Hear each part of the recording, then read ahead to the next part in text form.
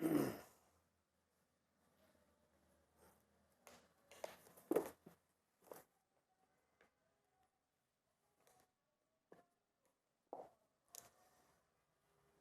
साथियों, एक बार फिर से मैं अवनीश कुमार श्रीवास्तव ज्ञानंद एकेडमी के यूट्यूब चैनल में आप सभी का स्वागत करता हूं और आशा करता हूं कि आपको मेरा वीडियो अच्छा लगता है। और प्लीज़ अच्छा लगे तो उस पर लाइक करें, कमेंट करें और सब्सक्राइब करें और कमेंट बॉक्स में मुझे ज़रूर बताएं कि आपको मेरा वीडियो कैसा लगता है। जितना भी सारा हम जो प्राचीन भारत के बारे में पढ़ रहे हैं, MPPSC, बैंक SSC, SI, जितना भी सारा कॉम्पिटिटिव जो एग्जाम है उसकी दृष्टि से मैंने एक वीडियो तैयार किया है और आशा करते हैं कि आप लोग सबको अच्छा लग रहा होगा। हम पढ़ रहे थे प्राचीन भारत के बारे में कि प्राचीन भारत की जानकारी के आखिर स्रोत हैं क्या। तो मैंने आपको पिछली वीडियो बताया था, फिर से आपको रिवाइज कराता हूं कि प्राचीन भारत की जानकारी के हमारे पास कुछ स्रोत थे। इसमें पहला मैंने आपको बता दिया था क्या, धर्म ग्रंथ के बारे में बताया था। क्या पढ़ा था? पहला धर्म ग्रंथ। दूसरा क्या बताया था? विदेशी यात्रियों का विवरण। तीसरा बताया ऐतिहासिक ग्रंथ और चौथा पढ़ेंगे पुरातात्विक साक्ष्य। ये इतने सारे हमारे पास प्राचीन भारत की जानकारी के क्या थे, स्रोत थे, जिसमें से मैं आपको दो कंप्लीट करा चुका हूं। पहला पढ़ा दिया मैंने धर्म ग्रंथ। धर्म ग्रंथ में मैंने आपको वेद पढ़ाया, उपनिषद पढ़ाया, वेदांग पढ़ाया, पुराण पढ़ाए, महाकाव्य और स्मृतियां। ऐतिहासिक ग्रंथ पढ़ा दिए। आज हम पढ़ रहे हैं जानकारी के स्रोत में विदेशी यात्रियों के विवरण, कि भारत की यात्रा पर जो जो विदेशी यात्री आए उनसे हमको प्राचीन भारत के बारे में क्या जानकारी प्राप्त होती है। ये सारा का सारा हम क्या करेंगे, आज पढ़ेंगे। तो चलिए स्टार्ट करते हैं। तो विदेशी यात्रियों का जो विवरण है इसको हमने क्या किया, तीन भागों में बांटा है। पहला था यूनानी और रोमन लेखक। दूसरा था सिकंदर के समकालीन लेखक जो सिकंदर के समय में भारत आए। और तीसरा पूछे कौन सा था, सिकंदर के बाद के जितने भी सारे लेखक थे वो कौन कौन से थे, वो सारे के सारे क्या क्या हमने। तो विदेशी यात्रियों के विवरण को हमने टोटल कितने भागों में बांटा है? तीन भागों में बांटा है। पहला कौन सा है, यूनानी लेखक। दूसरा कौन सा है, सिकंदर के समकालीन लेखक। तीसरा हमने बताया सिकंदर के बाद के लेखक।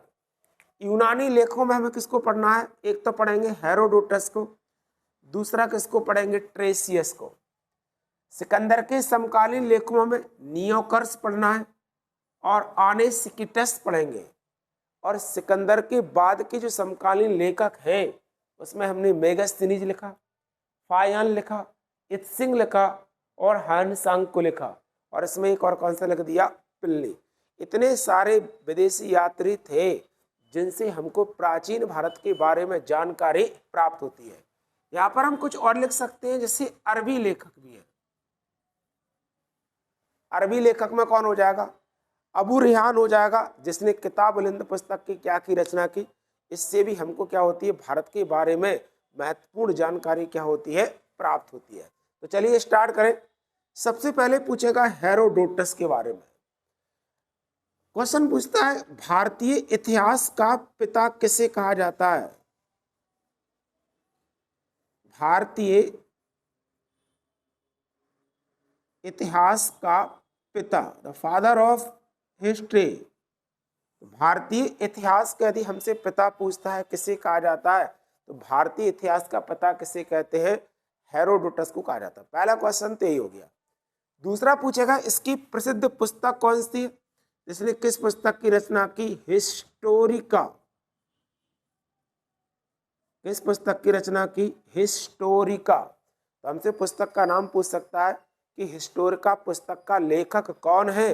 तो हिस्टोरिका पुस्तक का लेखक कौन था, हेरोडोटस था, जिसने क्या किया, अपनी इस पुस्तक में भारत और फारस, इसके भारत और फारस के संबंधों की क्या की, व्याख्या की। इतिहास का पिता किसे कहते हैं, हेरोडोटस को कहा जाता है। पुस्तक इसकी कौन सी है, हिस्टोरिका है। इस हिस्टोरिका पुस्तक से हमको क्या जानकारी मिलती है, तो भारत और फारस के जो रिलेशंस थे वो कैसे थे, वो हमें किस पुस्तक से जानकारी प्राप्त होती है, हिस्टोरिका पुस्तक से क्या होती है, जानकारी प्राप्त होती है। दूसरा था ट्रेसियस। पूछेगा ट्रेसियस कहाँ का लेखक था, तो ट्रेसियस ईरान का राजवैद्य था।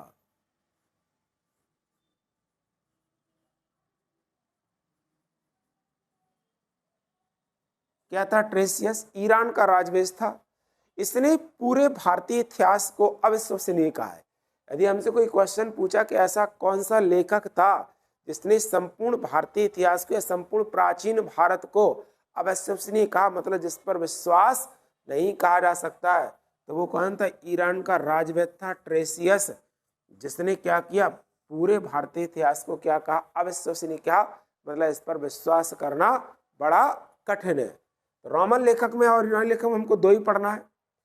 इसके बाद आते हैं सिकंदर के समकालीन लेखों में नियोकर्स और ऑनेसिक्टस। इन दोनों लेखों में क्या होता है? प्राचीन भारत के बारे में जानकारी क्या होती है? प्राप्त होती है कि सिकंदर ने भारत पर आक्रमण किया, किस किस के ऊपर आक्रमण किया, उस आक्रमण के क्या परिणाम निकले, वो सारा का सारा जानकारी हमें किससे मिल जाती है? इन दोनों विदेशी यात्रियों के विवरण से हमें क्या होती है? प्राप्त होती है। अब तीसरा हम पढ़ रहे थे सिकंदर के बाद के लेखों में। तो सिकंदर के बाद, इसको नोट कर लो, फिर इसको मैं थोड़ा सा इरेज कर देता हूं, है ना? नोट कर लीजिए 1 मिनट के लिए।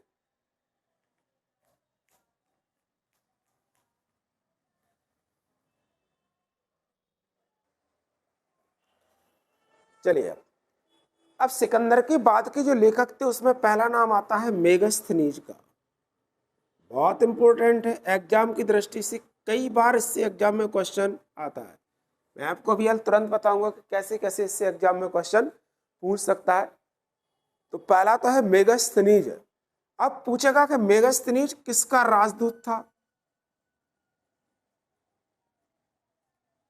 मेगस्थनीज किसका राजदूत था? तो सेल्यूकस का क्या था? ये राजदूत था। कहाँ का था? सेल्यूकस का राजदूत था। और सेल्यूकस यदि पूछे कहाँ का शासक था, तो यूनान का क्या था? ये शासक था सेल्यूकस। किसके समय में भारत आया? तो चंद्रगुप्त मौर्य के समय में क्या हुआ? ये भारत आया। किसके समय में आया? चंद्रगुप्त मौर्य के समय में भारत आया। और इसने क्या किया? इंडिका पुस्तक की रचना की। किस पुस्तक की रचना की? इंडिका पुस्तक की रचना की। तो इस पुस्तक से हमको क्या मिलते हैं? मौर्य वंश की सामाजिक स्थिति कैसी थी, धार्मिक स्थिति कैसी थी, उसकी राजनीतिक स्थिति कैसी थी, इसके बारे में हमें संपूर्ण जानकारी किस पुस्तक से प्राप्त हो जाती है? इंडिका पुस्तक से प्राप्त होती है। अब देखो एग्जाम में 4 चीजें मैं यहाँ पर लिख रहा हूं, इससे जितने भी सारे क्वेश्चन होंगे मेगास्थनीज बनेंगे। पहला मैंने मेगास्थनीज लिखा, कहाँ का था? यूनान का था। राजदूत किसका था? सेल्यूकस का। पुस्तक की रचना इंडिका पुस्तक की इसने रचना की। और चंद्रगुप्त मौर्य के समय में भारत। हमको इतनी सारी चीजें क्या करना है? याद करना है। अब इससे संबंधित 100% यदि आपसे कोई क्वेश्चन आएगा तो गलत नहीं होगा। पहला देखो, मैं बताता हूँ आपको कितने क्वेश्चन पूछ सकता है। मेगास्थनीज कहाँ का यात्री था? यूनान से आया था। किसका राजदूत था? सेल्यूकस का था। किसके समय में आया? चंद्रगुप्त मौर्य के समय में आया। किस पुस्तक की इसने रचना की? तो इंडिका पुस्तक की इसने क्या की? रचना की। अब इसके अलावा और मुझे नहीं लगता कि इसके अलावा हमसे कोई मेगास्थनीज से कोई क्वेश्चन पूछेगा और हमसे वो नहीं बनेगा। ये सारी की सारी चीजें हमें क्या करना है? मेगास्थनीज के बारे में याद करना है। तो प्राचीन भारत के बारे में यदि हमसे पूछे मौर्य वंश के बारे में कहाँ से जानकारी प्राप्त होती है, तो मेगास्थनीज की पुस्तक इंडिका से हमें क्या होती है? प्राचीन भारत के बारे में जानकारी प्राप्त होती है। अब इसके बाद दूसरा जो लेखक था वो कौन था? प्लिनी।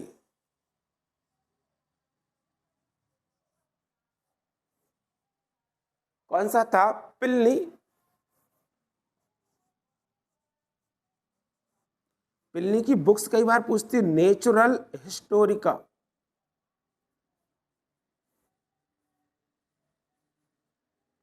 या नेचुरल हिस्ट्री किसकी पुस्तक है?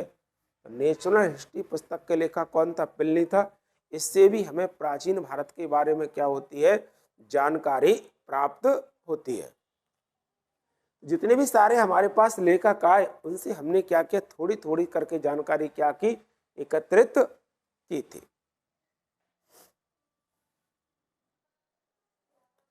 अब इसके बाद जो हम पढ़ने जा रहे हैं, दूसरा लेखक है फायान। चीनी लेखकों में कौन है? फायान। कई बार हमसे एग्जाम में पूछता है फायान किसके समय में भारत आया? तो फायान किसके समय में भारत आया? चंद्रगुप्त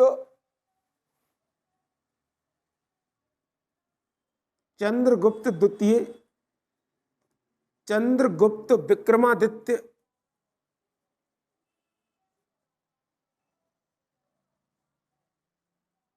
दोनों का मतलब एक ही है। यदि पूछे फायान किसके समय भारत आया? चंद्रगुप्त द्वितीय और चंद्रगुप्त विक्रमादित्य के समय में भारत आया।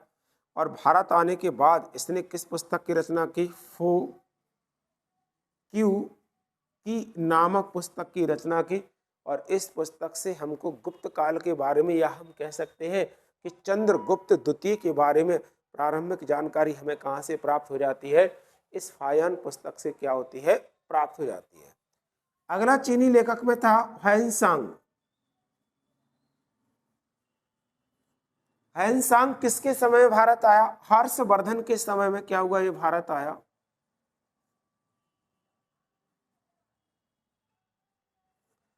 हर्षवर्धन के समय में भारत आया और इसने क्या किया? CU की नामक पुस्तक की रचना की।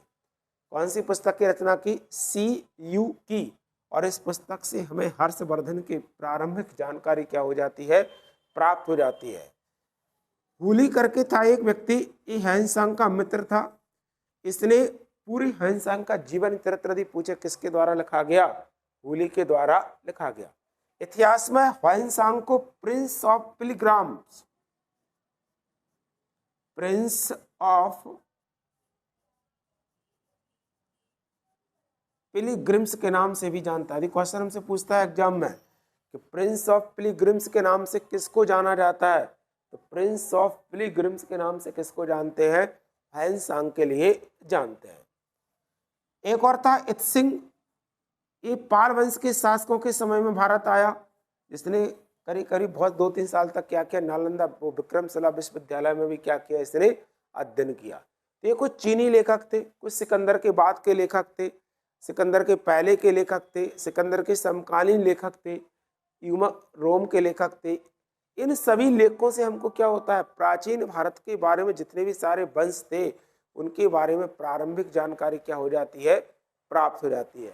यहाँ पे हम और पढ़ सकते हैं थोड़ा सा। अरबी लेखकों में एक व्यक्ति का नाम आता है, कौन सा? अल-बरूनी का। किसका नाम आ जाता है? अल-बरूनी का, जिसने किताब उल हिंद, कौन सी पुस्तक? किताब उल हिंद नामक पुस्तक की क्या की? रचना की। जिससे भी हमें प्राचीन भारत में या मध्यकालीन भारत पर तुर्कों के आक्रमण की जानकारी क्या हो जाती है? प्राप्त होती है। फारसी लेखकों में देखें तो शाहनामा का लेखक फिरदौसी था। इसकी पुस्तक से भी हमको क्या होती है? मध्यकालीन भारत के बारे में प्रारंभिक जानकारी क्या हो जाती है? प्राप्त हो जाती है। अन्य लेखकों में एक का नाम और आ जाता है चचनामा। PSC में क्वेश्चन ही पूछा चचनामा पुस्तक लेखक का, चचनामा पुस्तक का लेखक कौन है? तो चचनामा पुस्तक के लेखक कौन थे? अली अहमद थे। और इस पुस्तक से हमको क्या जानकारी मिलती है कि मध्यकालीन भारत पर सबसे पहले आक्रमण किसके द्वारा किया गया? मैंने आपको बताया था कि मध्यकालीन भारत में सबसे पहले आक्रमण किसके द्वारा किया गया? अरबों ने किया। और अरबों के आक्रमण की यदि पूछे प्रारंभिक जानकारी हमें किस पुस्तक से प्राप्त होती है? तो अरबों के आक्रमण की जो प्रारंभिक जानकारी है वो हमें चचनामा पुस्तक से क्या होती है? प्राप्त होती है।